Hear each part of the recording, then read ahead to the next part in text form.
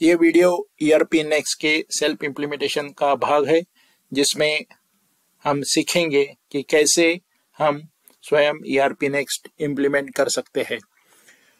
आज के इस वीडियो में हम लोग data migrations from Tally ERP, SAP, Oracle और other SaaS product to ERP next के बारे में चर्चा करेंगे।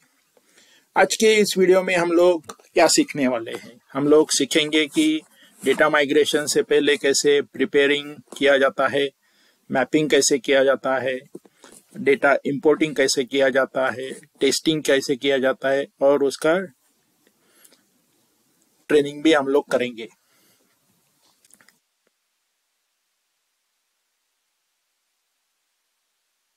Data migration with ERP next में सबसे पहले हमें हमारी बिजनेस रिक्वायरमेंट के बारे में जानकारी लेनी होगी। कोई भी इंटीग्रेशन माइग्रेशन के लिए सबसे पहले हमें हमारे बिजनेस रिक्वायरमेंट्स क्या है, कौन कौन सा डेटा हमें माइग्रेट करना है, किस प्रकार माइग्रेट करना है, इसके बारे में हम लोग सबसे पहले इसकी जानकारी हमें इकट्ठा करनी चाहिए।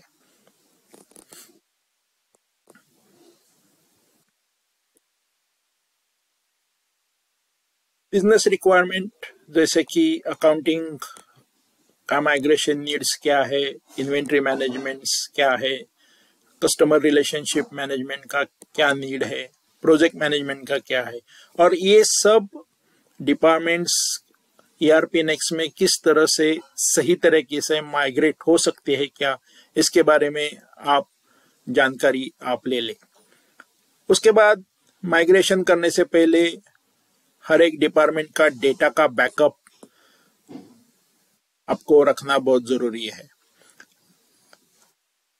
फाइनेंशियल इंफॉर्मेशन की सेफ्टी के लिए ये बहुत ही जरूरी होता है कि हमारा थर्ड पार्टी सॉफ्टवेयर का डेटा जैसे कि टैली ERP हो, SAP हो, Oracle हो या माइक्रोसॉफ्ट हो और any other SaaS software like जैसे कि जोहो हो, क्विकबुक्स हो, इनका डेटा माइग्रेशन से पहले हमें इसका हर एक का बैकअप लेना बहुत जरूरी होता है। जैसे कि हमारा फाइनेंशियल डेटा हो या कस्टमर डिटेल्स हो या वेंडर इंफॉर्मेशन हो या चार्ट्स ऑफ अकाउंट हो या सेल परचेस के ट्रांजैक्शंस हो, इन सब का एक एक बैकअप हमेशा लेकर रखना चाहिए किसी भी सॉफ्टवेयर के साथ माइग्रेशन करते समय।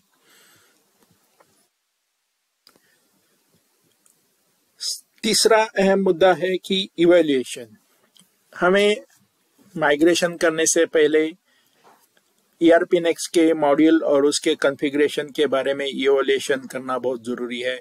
जैसे कि हर एक मॉड्यूल की फंक्शनैलिटी में ERP नेक्स्ट क्या क्या ऑफर करता है और वो आपके बिजनेस के हिसाब से है कि नहीं है। इस प्रकार का इवैल्यूएशन जैसे कि अकाउंटिंग हो, इन्वेंट्री हो, CRM हो, प्रोजेक्ट मैनेजमेंट हो, HR हो या और कुछ इंडस्ट्री स्पेसिफिक मॉड्यूल्स जो आपके बिजनेस के हिसाब से है कि नहीं ERP नेक्स्ट में, इसका इवैल्यूएशन भी होना बहुत जरूरी है।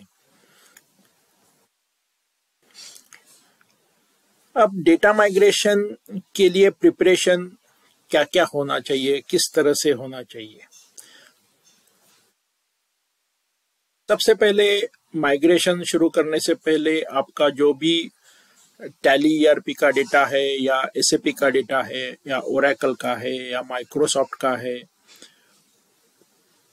या और किसी अन्य SAS सॉफ्टवेयर का हो जैसे कि जोहो हो, क्विकबुक्स हो, वो सब डेटा हमें डाउनलोड करके एक्सेल शीट में निकाल के उसको ERP नेक्स्ट के टेम्पलेट में प्रिपेयर करके रखना पड़ेगा। एक ERP नेक्स्ट का जो भी टेम्पलेट आपको प्रोवाइड किया गया हो, उस टेम्पलेट में डेटा डाल के वो टेम्पलेट हर एक टेम्पलेट माइग्रेशन के लिए या इंपोर्ट के लिए हमें प्रिपेयर करके रखना पड़ेगा।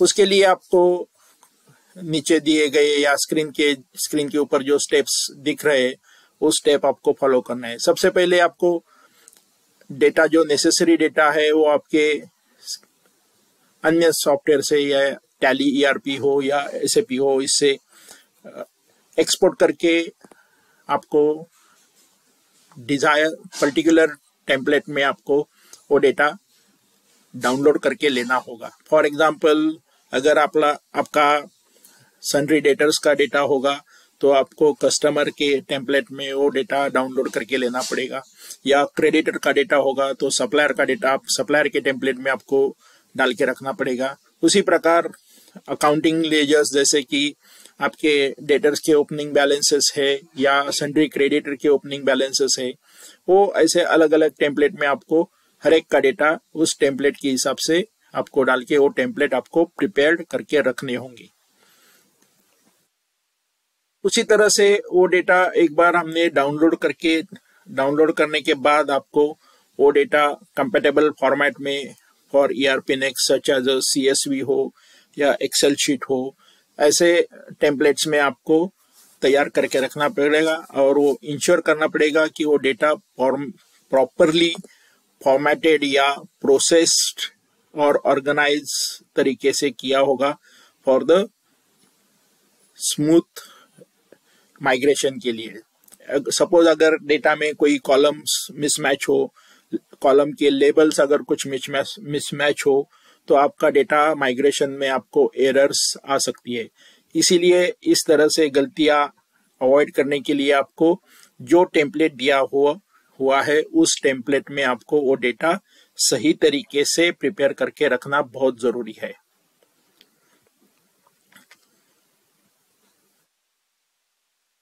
उसके बाद डेटा मैपिंग एंड कन्वर्जन।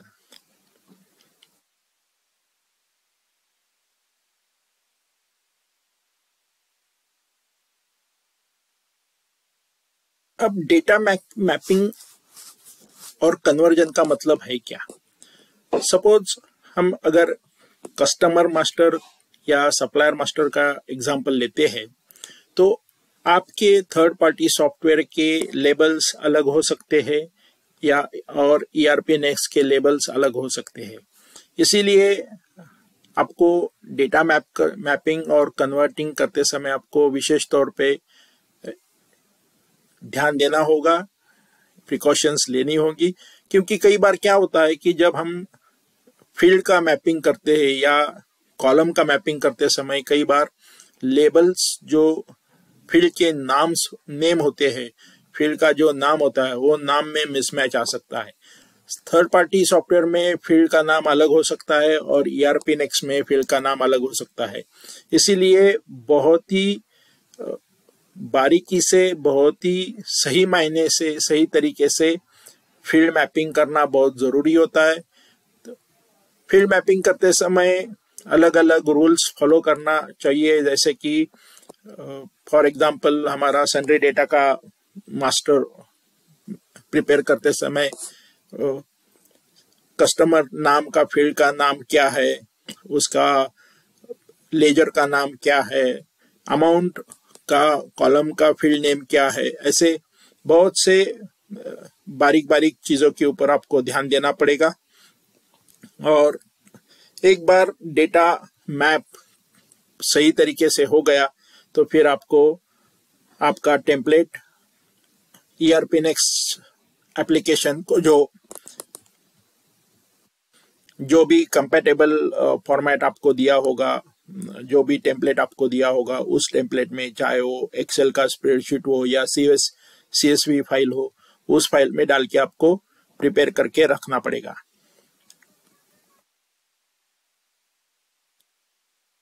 अब एक बार आपका डेटा आपने डाउनलोड करके अपने ईआरपी नेक्स्ट के टेम्पलेट में डेटा सही मायने में या सही तरीके से मैप करके प्रिपेयर करके टेम्पलेट आपने प्रिपेयर करके रखा हुआ है, अब इसको इंपोर्ट कैसे किया जाता है?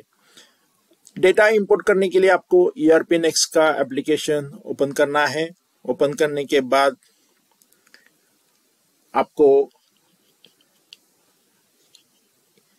डेटा इंपोर्ट में जाने के बाद आपको जो स्टेप्स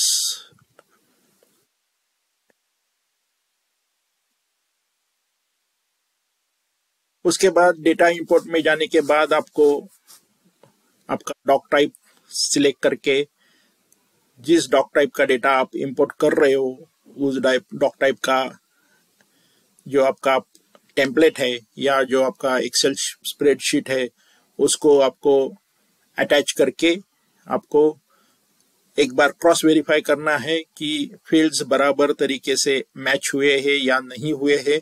अगर मैच नहीं हो रहे तो आपको दोबारा रील क्लियर करके आपको फील्ड प्रॉपर तरीके से मैच करके दोबारा आपको उस फाइल को अटैच करके फिर इंपोर्टिंग की एक्टिविटी आपको आगे प्रोसेस करना है।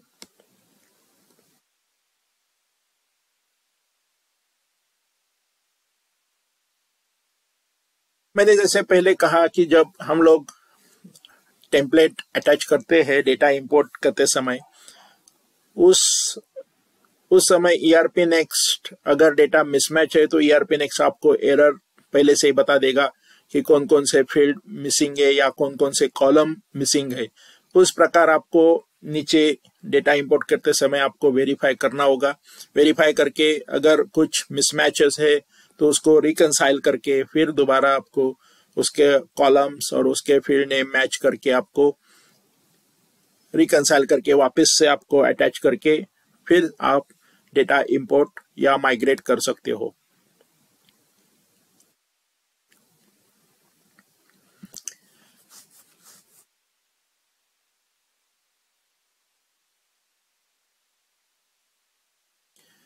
डेटा माइग्रेशन के लिए आपके एम्प्लॉय को ट्रेनिंग और सपोर्ट की जरूरत है क्या? निश्चित रूप से आपके फाइनेंस टीम्स को या आपके फाइनेंस डिपार्टमेंट के एम्प्लॉय को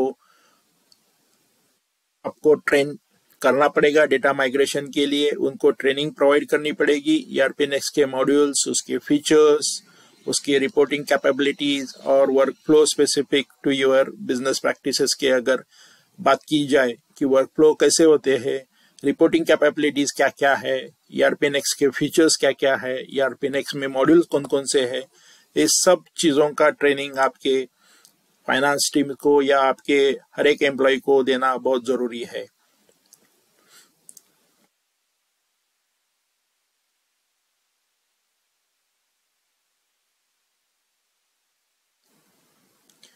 आपके एम्प्लॉय को अगर आप ऑनगोइंग सपोर्ट और ट्रबल शूटिंग असिस्टेंट आपको ऑफर करना होगा जो डेटा इंपोर्ट या माइग्रेशन या डाउनलोड अपलोड करने के लिए जो भी उनके क्वेरीज है, उनके क्वेश्चंस है, या वो अगर कोई चैलेंज उनको आ रहा है या कोई दिक्कत उनको आ रही है तो उनको इन सब चीज़ों से सोल्यूशन पाने के लिए, इन सब चीज़ों से उनको असिस्टेंट पाने के लिए आपको उनको सपोर्ट और ट्रबल शूटिंग असिस्टेंट आपको उनको ऑफर करना पड़ेगा। ऑफर करना एक उचित पर्याय है। अब हमने डेटा माइग्रेशन तो कंप्लीट कर लिया है। डेटा माइग्रेशन कंप्लीट होने के बाद आपको पोस्ट माइग्रेशन टास्क क्या क्या करना है। सबसे पहले आपके स्टेक होल्डर्स को आपको अपडेट करना होगा, जैसे कि बैंक्स है, सप्लायर्स है, कस्टमर्स है, with new ERP next system detail से। उसके बाद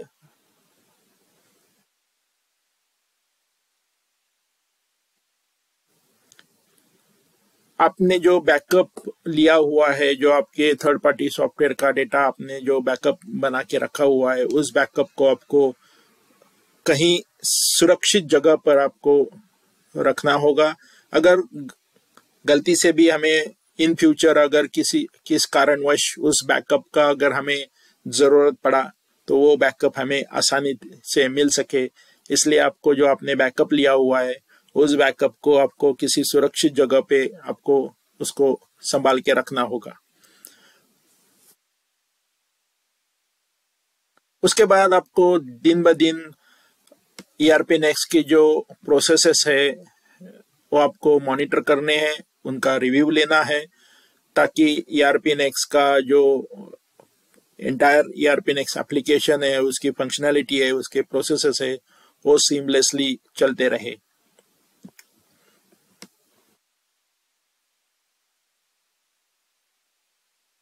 आखिर में कंक्लूजन ये है कि ERP नेक्स्ट में हम किसी भी थर्ड पार्टी सॉफ्टवेयर के साथ डेटा माइग्रेट कर सकते हैं, जैसे कि Tally, ERP, SAP, Oracle, Microsoft और any other SAS software like, अगर जैसे कि जोहो हो, क्विक बुक्स हो। हम बहुत आसान तरीके से और बहुत कॉम्प्रहेंसिव तरीके से हम डेटा माइग्रेट कर सकते हैं, और उन सभी थर्ड पार्टी सॉफ्टवेयर से हम ERP नेक्स्ट का इंटीग्रेशन भी कर सकते हैं।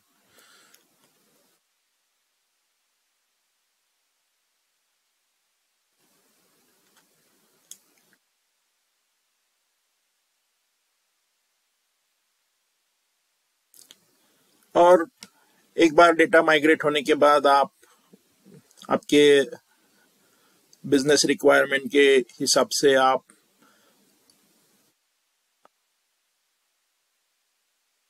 डेटा प्रिपरेशन, मैपिंग और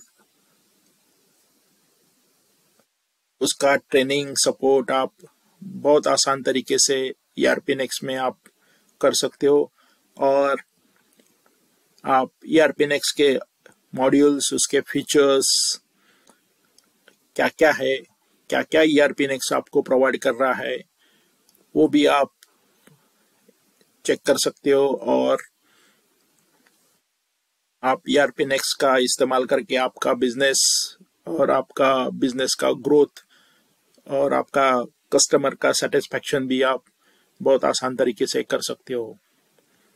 तो चलिए, इस टॉपिक के लिए वीडियो, ये सेल्फ इम्प्लीमेंटेशन का वीडियो यही समाप्त होता है।